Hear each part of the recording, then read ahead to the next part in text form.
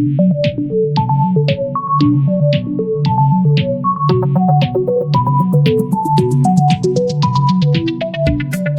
1. Unforgettable Walt Disney. અવિસ્મરણીય Walt Disney. Written by Roy Disney. My brother Walt is no more, yet his influence lingers like a living presence over the studio where he turned out the cartoons, nature films, and feature movies that made him known and loved around the world. Even now, as I walk around the studio crew, I half expect to encounter that tall country boy figure, head bowed in thought about some new project. Walt was so much the driving force behind all we did, from making movies to building Disneyland, that people constantly mention his name as if he were still alive. મારો ભાઈ volt અત્યારે જીવિત નથી, છતાંય અત્યારે પણ જેને લીધે તે સમગ્ર વિશ્વમાં જાણીતો થયો તથા તેને પ્રેમ સંપાદન થયું તે કાર્ટૂન્સ, નેચર ફિલ્મ્સ અને ફીચર મૂવીઝ જ્યાં બની હતી તે સ્ટુડિયોમાં તેની ઉપસ્થિતિ સતત વર્તાય છે. અત્યારે પણ હું જ્યારે સ્ટુડિયોમાં કામ કરનારાઓની વચ્ચે ચક્કર લગાવતો હોઉં ત્યારે મને માથું નીચે ગાલીને કોઈક નવા પ્રોજેક્ટના વિચારોમાં તલ્લીન એવા એ ઊંચા દેશી છોકરાનો જાણે કે સાક્ષાત્કાર થાય છે. ચલચિત્રો બનાવવાથી માંડી મકાન બનાવવા સુધીની જે પણ પ્રવૃત્તિઓ અમે કરતા એ દરેકમાં વોલ્ટ અમારો પ્રેરક બળ હતો. હજુ એ જીવિત ન હોય તેમ લોકો આજે ડિઝનીલેન્ડ એમ એના નામનો ઉલ્લેખ સતત કરતા જ રહે છે. Every time we show a new picture or open a new feature at Disneyland, someone is bound to say, I wonder how Walt would like it. And when this happens, I personally realize that it was something he himself had planned. For my imaginative, industrious brother left enough projects in progress to keep the rest of us busy for many years. Walt was a complex man. જ્યારે પણ અમે નવું picture બનાવીએ કે ડિઝનીલેન્ડમાં કોઈક પાસાનો ઉમેરો કરીએ ત્યારે કોઈક તો એવું જરૂર પૂછી બેસે છે, મને આશ્ચર્ય થાય છે વોલ્ટને આ બનાવવાનું કેવી રીતે ગમ્યું હશે. અને જ્યારે પણ આવું થાય છે કે મને તરત જ થઈ આવે છે કે અરે હા, આ તો એ જ છે જેનું તેણે આયોજન કર્યું હતું. અમે બધા વર્ષો સુધી વ્યસ્ત રહીને એ માટે મારો કલ્પનાશીલ ઉદ્યમી ભાઈ પૂરતું પાછળ છોડી ગયો છે. વોલ્ટ એ એક જટિલ ન સમજાય તેવો માણસ હતો. To the writers, producers, and animators who worked with him, he was a genius who had an extraordinary ability to add an extra stroke of imagination to any story or idea. To the millions of people who watched his TV show, he was warm, kindly personality, bringing fun and pleasure into their homes. To the bankers who financed us, I am sure he seemed like a wild man, hell-bent for bankruptcy. To me, he was my amazing kid brother full of impractical dreams that he made come true.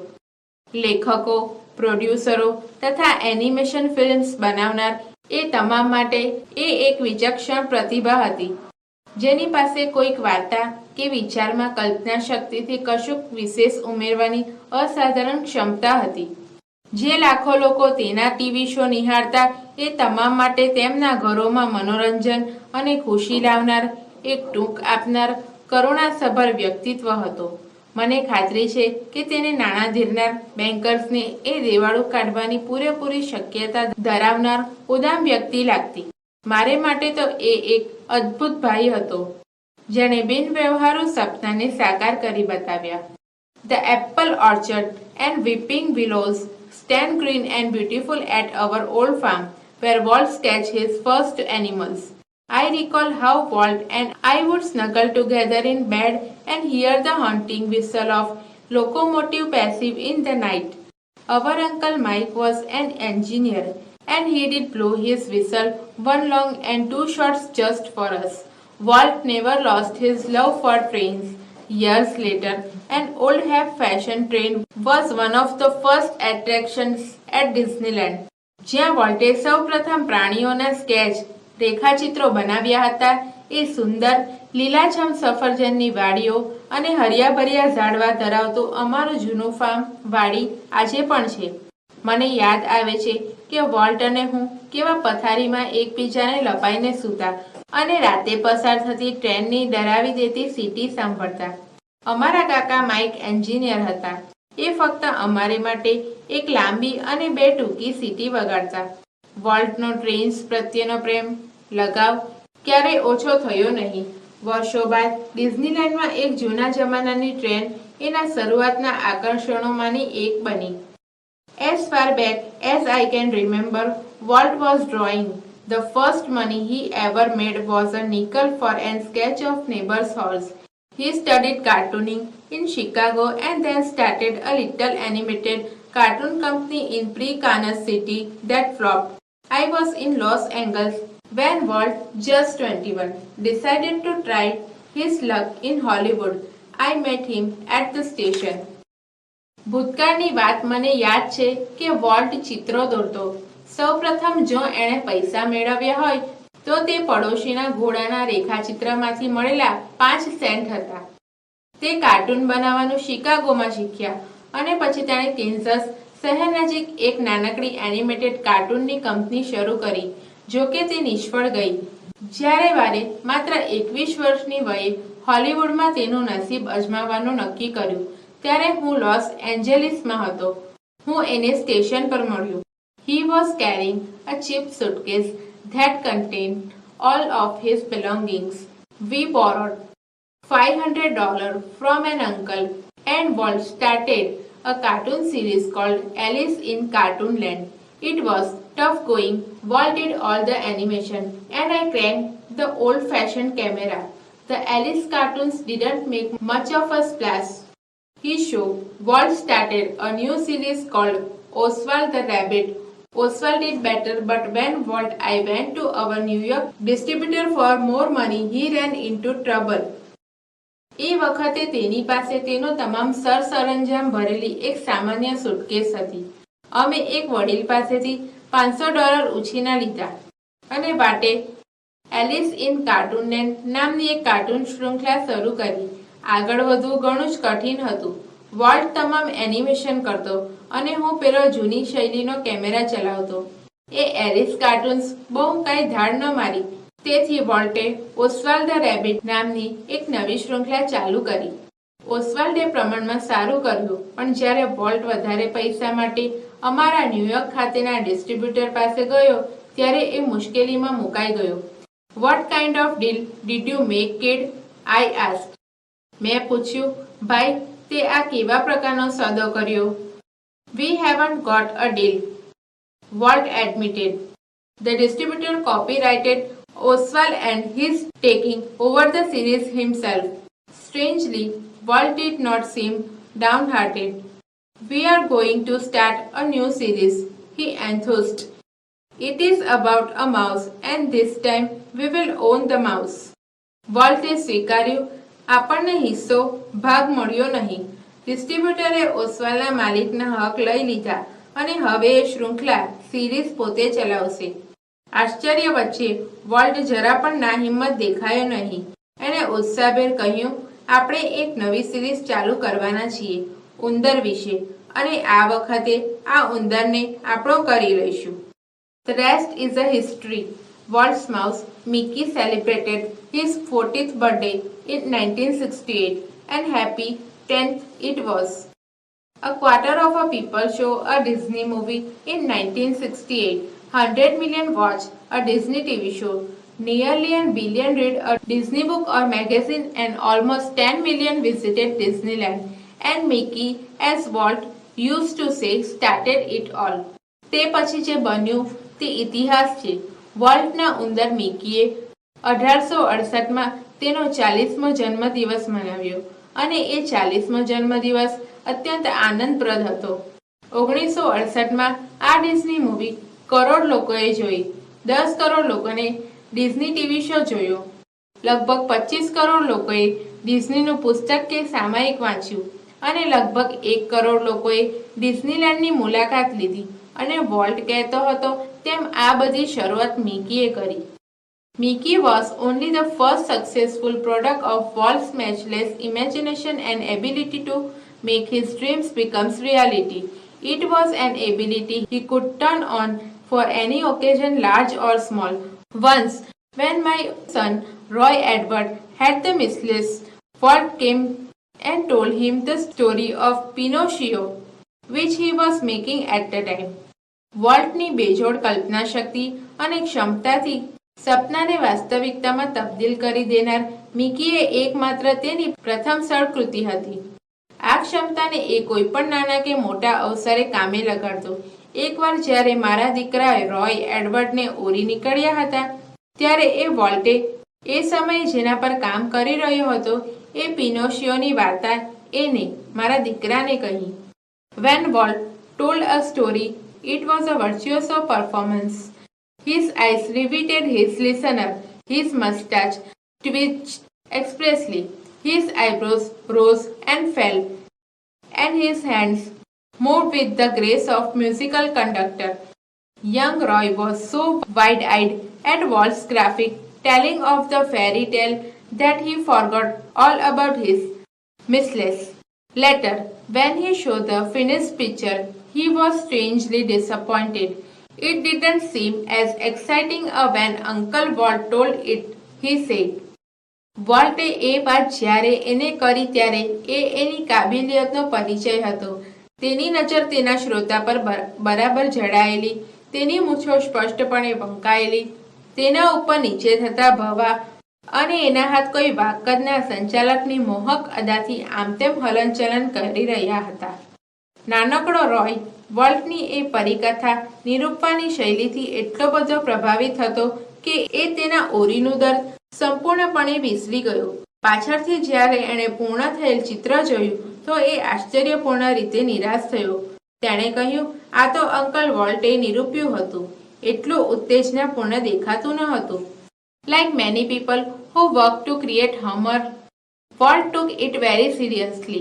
He would often sit gloomily through the funniest cartoon, concentrating on some way to improve it.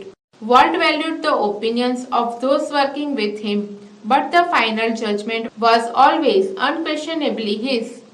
જે લોકો વિનોદ સર્જવાનું કાર્ય કરે છે તેવા ઘણા લોકોની જેમ વોલ્ટે પણ આ દિશામાં ગંભીરતાથી કામ કર્યું. સૌથી વધારે રમૂજ પેદા કરનાર કાર્ટૂનની સામે હજુ કઈ રીતે સુધારી શકાય એ ઈરાદાથી ગંભીરતાથી ઘણીવાર બેસી રહેતો. વોલ્ટ એની સાથે કામ કરનાર અન્યોના મતને જરૂર મહત્વપૂર્ણ ગણતો, પણ નિશંકપણે અંતિમ ફેસલો તો તે viewing a new cartoon with evident displeasure. Walt called for comments from a group of our people. One after another, they spoke up, all echoing Walt's criticism. I can get rubber stamps that say yes, Walt, he snapped. એક વાર દેખીતી ના ખુશીથી એક નવા કાનને નિહાળ્યા બાદ વોલ્ટે તેના માટે લોકોના એક જૂથનો અભિપ્રાય માંગ્યો. એક પછી એક તેઓ વોલ્ટની ખામીઓ શોધવા લાગ્યા. તેણે સળાક દઈને ચોપડાવી દીધું. ઠીક છે, વોલ્ટ કહેતા રબર સ્ટેમ્પ લાવી આપું. Then he wheeled and asked the projectionist what he thought. The man sensed that dissent was in order. I think you are all wrong, he declared. Walt just grinned. You stick to your projector, he suggested. ત્યારબાદ ચકરડું ફેરવ્યું અને જે વિચાર્યું હતું એ projector ચલાવનારને કહ્યું, પેલા માણસને ખ્યાલ આવી ગયો કે મતભેદ ઠીક છે. તેણે કહી દીધું, મને લાગે છે કે તમે બધા ખોટા છો. વોલ્ટે માત્ર મુખર સ્મિત કર્યું. એને સૂચવ્યું, તું માત્ર તારા પ્રોજેક્ટનું ધ્યાન રાખ. Walt involved himself in everything. During one story conference on the Mickey Mouse Club TV show, the storyman, pointer in hand, was outlining a sequence called How to Ride a Bicycle. Now when you get on your bicycle, he began. Walt stopped him. Change your bicycle to a bicycle, he said. Remember, every kid isn't fortunate enough to have a bicycle of his own. Volt બધી જ બાબતોમાં પોતાની જાતને સાંકળતો. Mickey mouse club TV શોની એક વાર્તા સભા દરમિયાન વાર્તા કહેનાર હાથમાં નકશો ચિત્ર દર્શાવવાની લાકડી લઈને સાયકલ સવારી કેવી રીતે કરવી નામની એક શ્રેણીનું સંક્ષેપમાં વર્ણન કરી રહ્યો હતો. એણે શરૂ કર્યું. હવે જ્યારે તમે તમારી સાયકલ પર સવાર થાઓ છો. વોલ્ટે તેને અટકાવ્યો. તેણે કહ્યું, તમારી સાયકલને બદલે માત્ર કોઈક સાયકલ એમ કહો. યાદ રહે કે દરેક બાળક એટલું નસીબદાર નથી હોતું કે જેને પોતાની સાયકલ હોય. The story of Disneyland, perhaps better than anything else, illustrates Walt's vision and his stubborn determination to realize an idea he believed in. For years, Walt had quietly nursed the dream of a new kind of amusement park. He would be potpourri of all the ideas conjured up by his fertile imagination. કદાચ બીજા બધા કરતા ચડિયાતી ડિઝનીલેન્ડની વાત volt જે પણ બાબતમાં માનતો હતો તેને સાકાર કરવાની તેની દ્રષ્ટિ અને દ્રઢ નિશ્ચયને પ્રતિષ્ઠિત કરે છે. વર્ષો સુધી વોલ્ટે એક નવા જ પ્રકારના મનોરંજન પાર્કનું નિરાંતે સ્વપ્ન સેવ્યું હતું. એ એની ફળદ્રુપ કલ્પના શક્તિ દ્વારા સમન્વિત કરાયેલા તમામ વિચારોનો એક કુંભ હતો. But the idea of sinking millions of dollars into an amusement park, even Walt's kind of amusement park, seemed too preposterous that he wouldn't mention it to anyone. He just quietly began planning. પણ મનોરંજન પાર્કમાં અરે વોલ્ટની કલ્પનાના મનોરંજન પાર્કમાં પણ કરોડો dollar હોમી દેવાનો તેનો ખ્યાલ એટલો બધો મૂર્ખામી ભર્યો હતો કે કોઈની આગળ એનો ઉલ્લેખ પણ એ ભાગ્યે જ કરી શકી. પણ એ ગુપચુપ તેનું આયોજન કરવા માંડ્યું. As usual though, he infused all of us with his own enthusiasm when he finally told us about the project. Someone asked, Walt, how should the Disneyland look?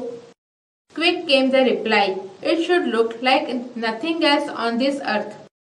Predictably, we had trouble raising money, but Disneyland did open in July 1955. તેમ છતાં હંમેશ મુજબ જ્યારે એણે છેલ્લે અમને એના project વિશે જણાવ્યું ત્યારે અમને બધાને એના પોતાના ઉત્સાહના ભાગીદાર બનાવ્યા. કોઈકે પૂછ્યું, વોલ્ટ, ડિઝનીલેન્ડ કેવું દેખાવું જોઈએ? એણે તરત જ પ્રત્યુત્તર આપ્યો, આ સમગ્ર પૃથ્વી પર અન્ય કશુંય ચડિયાતું ન હોય એવું દેખાવું જોઈએ. પૂર્વધારણા કરતા અમને ઊભા કરતા ખૂબ જ મુશ્કેલી પડી, પણ જુલાઈ 1955માં ડિઝનીલેન્ડ શરૂ થઈને જ રહ્યું. Since that first day, millions of people have flocked to see the unique creation of Walt's imagination. Like a kid with a new toy, the biggest, shiniest toy in the world, Walt used to wander through the park, starting as happily as any tourist. તે દિવસથી લઈને આજ સુધી વોલ્ટની કલ્પનાના આ અનુપમ સર્જનને જોવા લાખો લોકો આવ્યા છે. નાના બાળકને નવું રમકડું આપી દીધું હોય તેમ સમગ્ર નિયામીનું સૌથી મોટું, સૌથી શાનદાર રમકડું તે લઈને વોલ્ટ કોઈ પ્રવાસીની જેમ ખુશીથી છલકાતો આખાઈ પાર્કમાં ભટકતો. The overwhelming success of Walt's crazy idea triggered a dramatic about-face in the Disney fortunes. Yet success never changed Walt. He remained the simplest of men. He hated parties and his idea of night out was burger and chills at some little restaurant. His only extravagance was a miniature railroad that ran around the grounds of his home. વોલ્ટના તુક્કાની અપ્રતિમ સફળતાએ Disney સંપત્તિમાં નાટ્યાત્મક રીતે અણધારી તબદીલી આણી. છતાંય સફળતા વોલ્ટને બદલી શકી નહીં. તે એક સાદો સીધો સરળ માણસ જ બની રહ્યા. તેને મહેફિલો, પાર્ટીસ પસંદ નહોતી. રાત્રે બહાર નીકળવાનો તેનો ખ્યાલ કોઈક નાનકડી રેસ્ટોરન્ટમાં બર્ગર અને ચટણી પૂરતો જ મર્યાદિત હતો. તેનું એકમાત્ર અતિ ખર્ચાળપણું તેના ઘરની ફરતે આવેલા ક્ષેત્રમાં નાના કદના રેલ રોડ, ગાડીના પાટા બનાવવા પૂરતું હતું. What do you do with all your money? A friend one asked him. Pointing at the studio, Walt said, I fertilize that field with it. And it's true that Walt plugged money back into the company almost as fast as it came in. એકવાર એક મિત્રે એને પૂછ્યું, તારા આટલા બધા પૈસાનો તું શું કરે છે? સ્ટુડિયો તરફ આંગળી ચીંધતા વોલ્ટે કહ્યું, તેના વડે પેલા ક્ષેત્રને હું ફળદ્રુપ, ઉપજાઉ બનાવું છું. અને હા, એ સાચું છે કે જેટલી ઝડપથી તેની પાસે પૈસા આવ્યા તેટલી ઝડપથી તેણે એ કંપનીમાં પૈસાનું પરત રોકાણ કર્યું. Being solvent for the first time since he started in business gave Walt a chance to develop other ideas. These included the development of mineral kind and alpine like Valley High in the Sierra Mountains, a California Institute of Art for which he donated the land and several $1 million, and most ambitious of all, $100 million Disney World and City of Tomorrow in Florida.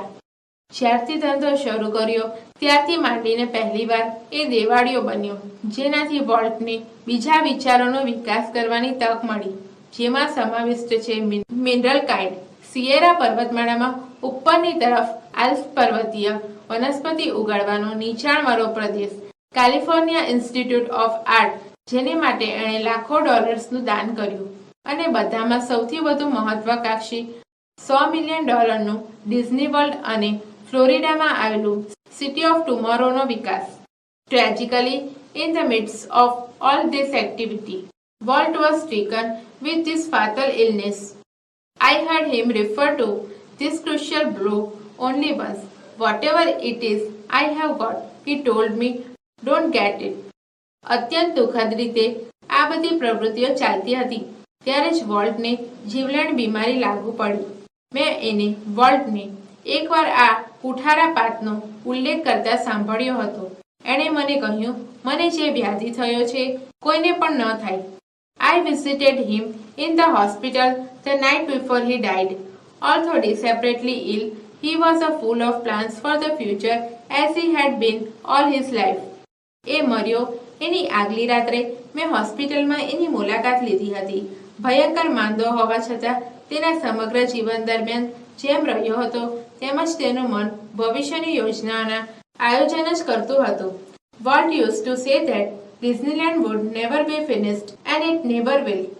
I like to think too that Walt Disney's influence will never be finished, that through his creations future generations will continue to celebrate what he once described as that precious, ageless something in every human being, which make us play with children's toy and laugh at silly things and sing in the bathtub and dream. Volt એવું કહેતો હતો કે Disneyland ખતમ થવા સર્જાયું જ ન હતું અને તેનો અંત કદાપી નહીં આવે. હું પણ એમ જ વિચારું છું કે વોલ્ટ ડિઝનીનો પ્રભાવ ક્યારેય અંત નહીં પામે અને તેના સર્જનો દ્વારા એણે એકવાર વર્ણવ્યું હતું તેમ દરેક માનવમાં એક મૂલ્યવાન, અજર, અમર કશુંક એવું રહેલું છે કે જે આપણને બાળકના રમકડા રમવા અને ક્ષુલ્લક બાબતો તરફ હસવા તેમજ બાથટબ કે સપનામાં ગાવા તરફ દોરી જાય છે. આગામી પેઢીઓ એનું સ્તુતિગાન કરતી રહેશે.